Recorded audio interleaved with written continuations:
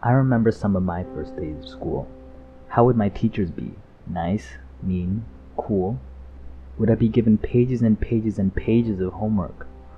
Would my work and myself be accepted by others? Am I smart enough?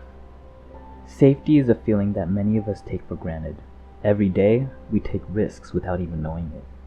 These risks endanger us, cause us to feel vulnerable. A student with a large personality and a voice to match.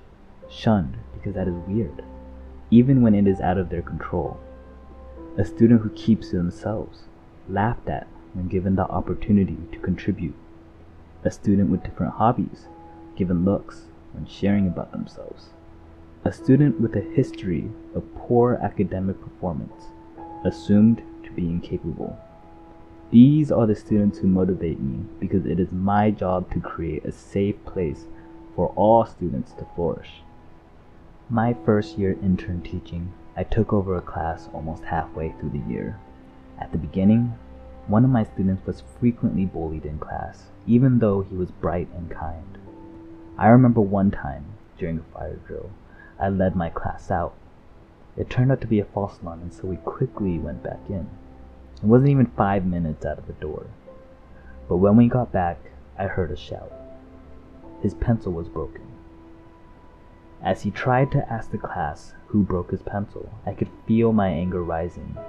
I felt like I had failed my job to make sure that my classroom was a place where students felt safe, to make sure that things like this did not occur. Yet there it was, right in front of me.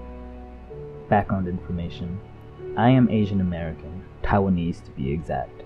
My parents wished me to be some kind of engineer, preferably a computer engineer.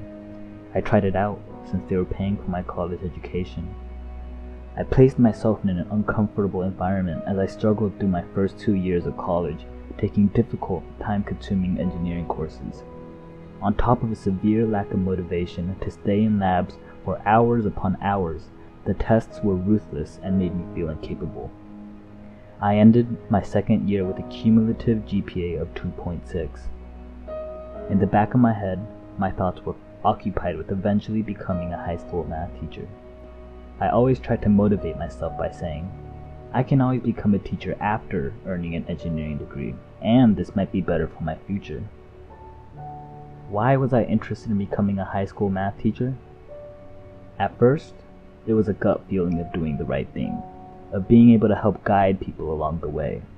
I wasn't even that interested in math. It was simply a subject I felt confident in. Third year of college, I switched majors and picked up a tutoring job on campus. This was where I truly realized that helping people learn is one of my passions. As a result, I held workshops at the Office of Academic Support and Instructional Services as a facilitator, picked up an undergraduate grading position, and eventually became a TA. It wasn't until my fourth year in college where I found my own passion in learning. I was working 30 hours a week and still tried to enroll in 16 to 22 units a quarter. However, I was more happy and fulfilled than I had ever been. I ended my fourth year with a cumulative GPA of 3.1. But at this moment, I never felt so lost and unsure about what to do. I vividly remember grabbing that broken pencil. How could I get my message across that this was unacceptable? I walked to my desk, grabbing him another pencil while trying to decide what my next move would be. I paced back and forth, shaking, until class was about to end. Heads up! I need everyone's attention, please. I stood up for him that day, knowing that it was part of my job to make sure this never happened again.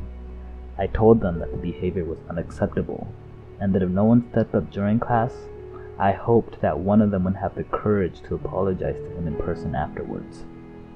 This experience and my reflection afterwards solidified my desire to teach, to provide students not only with guidance and knowledge, but also a place where they are safe. Not everyone is fortunate enough to have that.